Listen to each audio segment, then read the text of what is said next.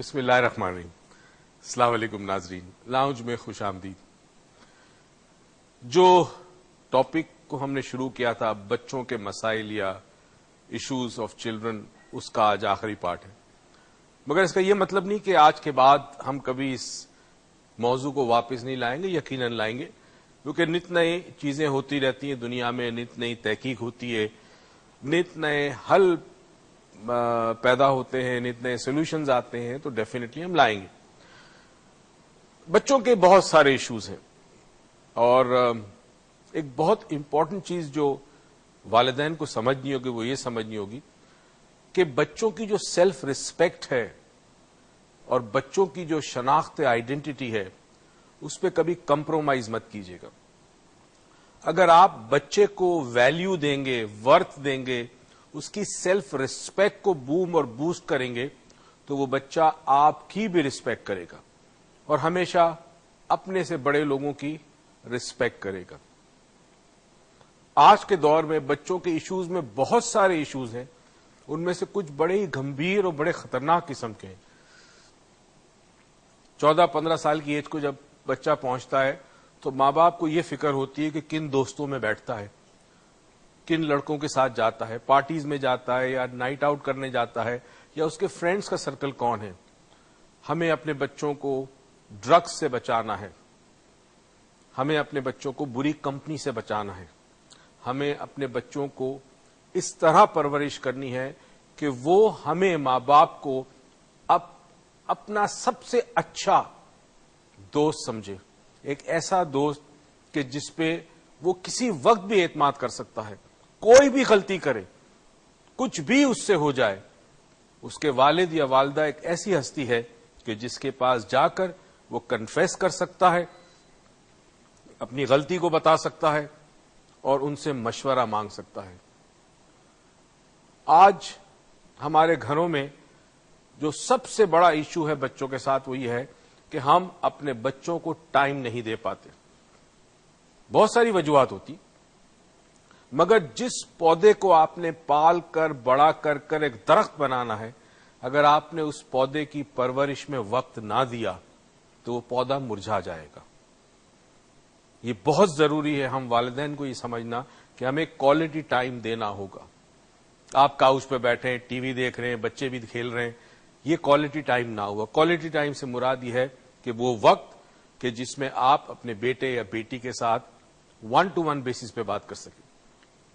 یہ بڑا ضروری ہے اس بات کو سمجھنا کہ وہ جو وقت آپ اپنے بچے کو دیتے ہیں اس میں اس بچے کو آپ اعتماد دیتے ہیں، اور اس اعتماد کی وجہ سے وہ بچہ زندگی میں جب بڑا ہوگا تو بڑی بڑی مشکلات کو فیس کرے گا، کیونکہ اسے پتا ہے کہ اس کے والد یا والدہ نے وہ اعتماد اسے دیا ہے. جب ہم اپنے بچوں کو وقت نہیں دیتے تو ہمیں ان کے ایشوز کا نہیں پتا ہوتا، اور بلیو می ہر آنے والے دن میں ایشوز کی تعداد بڑھتی جا رہی ہے، مسائل کی تعداد بڑھتی جا رہی ہے، اور مسائل کا نیچر بھی بڑھتا جا رہا ہے. آج سے 20-25 سال پہلے بچوں کے مسائل اور تھے، آج کے بچوں کے مسائل اور ہیں، کیونکہ آج کا بچہ سائبر کڈ ہے، انفارمیشن ایج ہے، معلومات اتنی تیزی سے آتی ہے. آج وہ جس بات کو دیکھنا چاہے، سرچ کرنا چاہے، وہ گوگل کر سکتا ہے، اسے دنیا کی ہر معلومات گوگل پہ مل سکتی ہے. آپ اسے روک نہیں سکتے. آپ کو پتہ ہی نہیں ہوگا کہ وہ لیپ ٹاپ پہ بیٹھا یا گھر میں کمپیوٹر پہ بیٹھا کیا کر رہا ہے. کب تک روکیں گے آپ اسے؟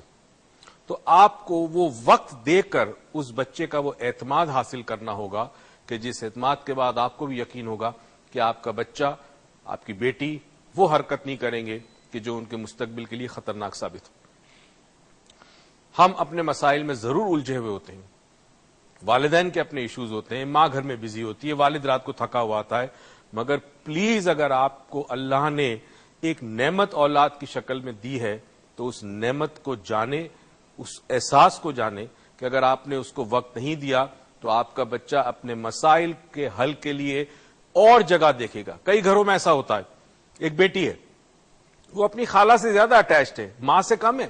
وہ اپنے سارے پرابلم خالہ سے ڈسکس کرتی ہے کیونکہ ماں کے پاس وقت نہیں ہے، یا ماں کا مزاج ایسا ہے کہ وہ کوئی بھی بات کرتی ہے تو ماں اس بات کو اس لیول پہ آ کر نہیں سمجھتی جس لیول پہ اس بچی کا، اس کی بیٹی کا ذہن ہے. وہ اپنے لیول سے دیکھتی ہے. اپنے لیول سے آپ بچے کے پرابلم نہیں سمجھ سکتے. آپ کو بچے کے لیول پہ آنا ہوگا، بچہ بننا ہوگا، تب آپ اس کے پرابلم کو سمجھیں گے. کئی گھروں میں ایسا ہوتا ہے کہ ایک لڑکا ہے, اس کا سب سے قریبی جو دوست ہے وہ اس کا تایا ہے یا اس کا چاچا ہے یا اس کا کزن ہے. والد کے ساتھ وہ بات نہیں کر سکتا بیکاز والد کا بڑا روب ہے, بڑا دبدبا ہے.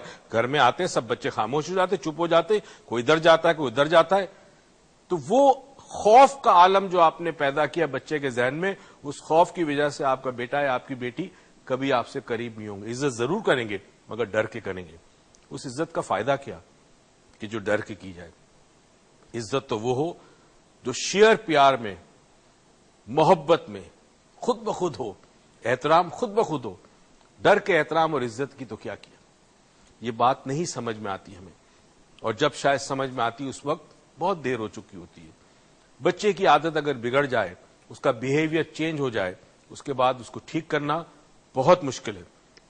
اور ہمیں تو یہ بھی نہیں پتا کہ کہاں ٹھیک ہو سکتے.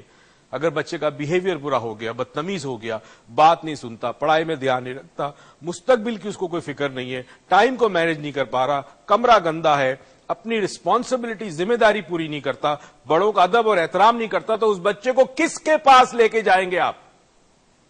ہے کوئی ایسی یونیورسٹی, ایسی اسکول کہ جہاں اس بچے کے ذہن میں جو تبدیلیاں ہوئی ہیں, جو خرافات بڑھی ہیں, اس کو نکال سکے؟ نہیں ہے کوئی ایسا اسکول, نہیں ہے کیسی ایسی یونیورسٹی. اور اس وقت آپ پریشان ہوتے ہیں کہ ہم اپنے بچوں کو لے کے کہاں جائیں. بہت دفعہ ایسا ہوتا ہے کہ آپ کا بچہ پڑھائی میں ویک ہے, آپ اسے مارتے ہیں, ڈانٹتے ہیں, زبردستی بٹھاتے ہیں, مگر آپ یہ نہیں سوچتے کہ میں معلوم تو کروں, تحقیق تو کروں کہ میرے بچے میں پڑھائی نہ ہونے کی وجہ کیا ہے. بہت ساری کنڈیشنز ہیں جو ہمیں نہیں پتا تھی ماں باپ کو کسی زمانے میں. آج کے ماں باپ کو آگاہی چاہیے, اسے معلومات حاصل کرنی ہوگی, اسے اس دنیا کے نئے دنیا کے طور طریقے جاننے ہوں گے. کچھ بچے ADD ہوتے ہیں, اٹینشن ڈیفیشن ڈس آرڈر ہوتے ہیں, کچھ ADHD ہوتے ہیں, اٹینشن ڈیفیشن ہائپر ڈس آرڈر ہوتے ہیں, کسی کو ڈسلیکسیا ہے, کسی کو آٹیسزم ہے, کوئی سلو لرنر ہے. یہ تمام چیزیں بچوں میں ہو سکتی ہے اور آپ کو پتا بھی نہیں چلے گا. اس لیے میری ایک ایڈوائز, ایک مشورہ ہے. میں بھی ایک باپ ہوں, میں نے بھی اپنی اولاد کو پالا ہے. ذرا سا بھی آپ کو لگے کہ آپ کا بچہ ڈفرنٹ ہے تو مہربانی کر کے ڈانٹ پیٹ کرنے کی بجائے سیک پروفیشنل ہیلپ. سائیکالوجسٹ سے مدد لیں, جائیں, انالیسس کرائیں, ڈاکٹر کے پاس جائیں, معلوم کریں کہ میرا بچہ جو ہے وہ اسٹڈیز میں ویک کیوں ہے, پڑھائی میں دل کیوں نہیں لگاتا, ہائپر کیوں ہے, غصہ کیوں آتا ہے, چیزوں کو توڑ پھوڑ کیوں کرتا ہے, بدتمیزی کیوں کرتا ہے, ٹائم کو کیوں مینج نہیں کر پاتا. اگر آپ کا بچہ لیٹ نائٹ ٹی وی دیکھتا ہے, لیٹ نائٹ تک کمپیوٹر پہ بیٹھتا ہے, تو آپ کو ضروری ہے اس بات کی کہ آپ کو فکر ہونی چاہیے, آپ کو پریشانی ہونی چاہیے کہ why is my child different. ہم بہت ساری ایسی ایشوز پہ بات کریں گے جب ہم بریک سے واپس آئیں گے. اور ہاں, آج ایک سٹوری بھی سناؤں گا. اس سٹوری کے اندر ایک سبق ہے کہ اپنے بچوں کی تربیت میں کن باتوں کا خیال رکھنا ہے آپ نے. بریک پہ جاتے ہیں, واپس آتے ہیں, کئی مت جائیے.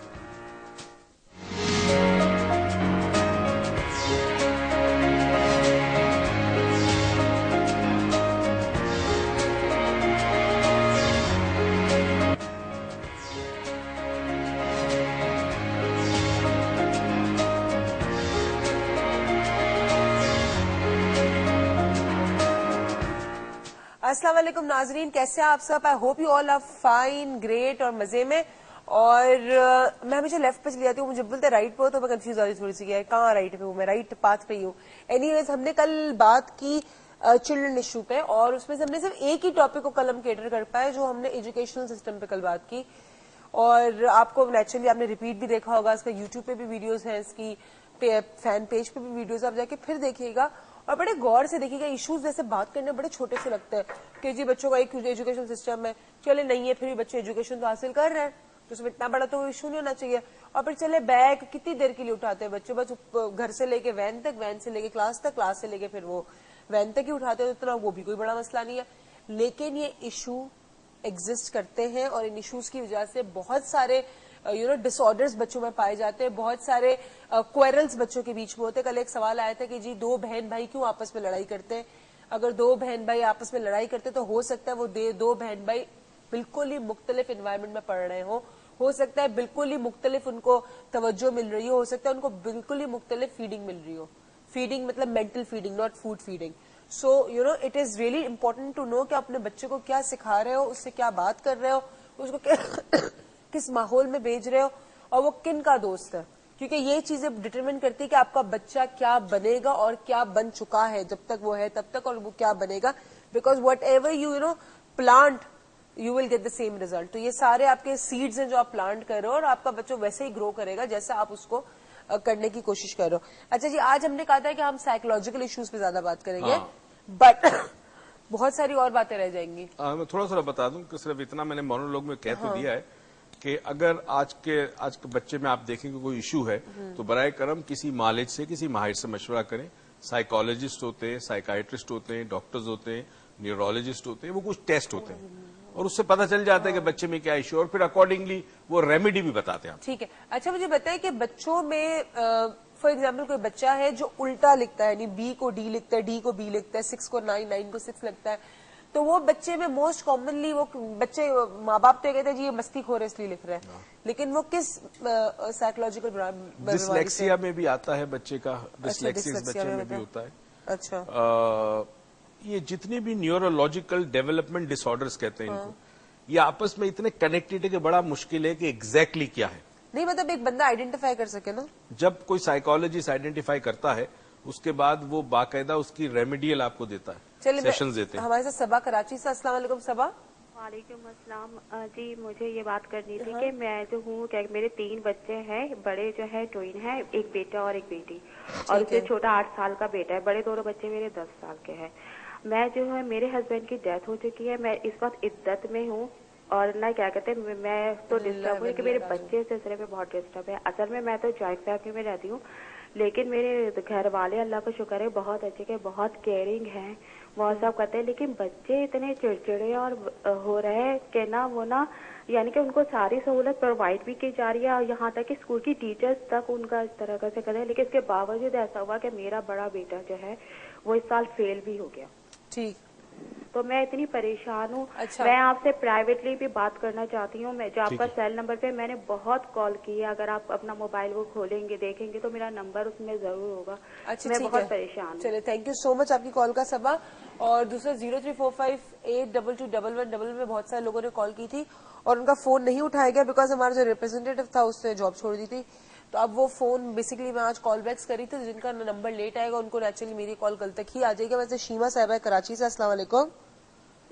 ہلو السلام علیکم. وعلیکم السلام. کیسی ہیں شیما صاحبہ؟ عروج, میں شیما کہہ رہی ہوں. کیسی ہیں آپ؟ ٹھیک ٹھاک. آپ کیسی ہیں؟ مجھے ڈاکٹر صاحب سے بات کرنی ہے. جی السلام علیکم ڈاکٹر صاحب. وعلیکم السلام.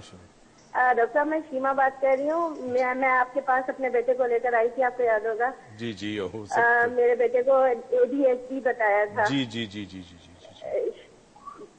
ہلو. جی جی جی, کہیے کہیے. اٹینشن ڈیفیشنٹ ہائپر ڈس آرڈر. جی جی جی. تو ڈاکٹر صاحب وہ جب میں نے ماہر نفسیات کو دکھایا تھا اپنے بیٹے کو, دوسرے ماہر نفسیات کو, انہوں نے کہا تھا کہ ADHD ہے. تو انہوں نے نا کہا کہ اس کو جو اسپیشل بچوں کے اسکول ہوتے ہیں اس میں داخل کروائیں, اسپیشل ایجوکیٹر گھر پہ رکھیں, جو اب نارمل بچے ہوتے ہیں وہاں اس کا ایڈمیشن کروائیں. مگر جب میں نے آپ کو دکھایا تو آپ نے تو مجھے ایسا کچھ بھی نہیں کہا, صرف آپ نے کہا کہ آپ ریکی سیکھیں. ٹھیک ہے. میں نے ریکی سیکھی اور اس کو ریکی کی تو یہ صحیح ہو گیا. تو ہمیں ڈاکٹرز بھی تو مس گائڈ کر دیتے ہیں, اتنا پریشان کر دیتے ہیں. اس کے لیے آپ کیا کہیں گے؟ چلے آپ اتنا بتائیں, ریکی سے تو فائدہ ہوا نا؟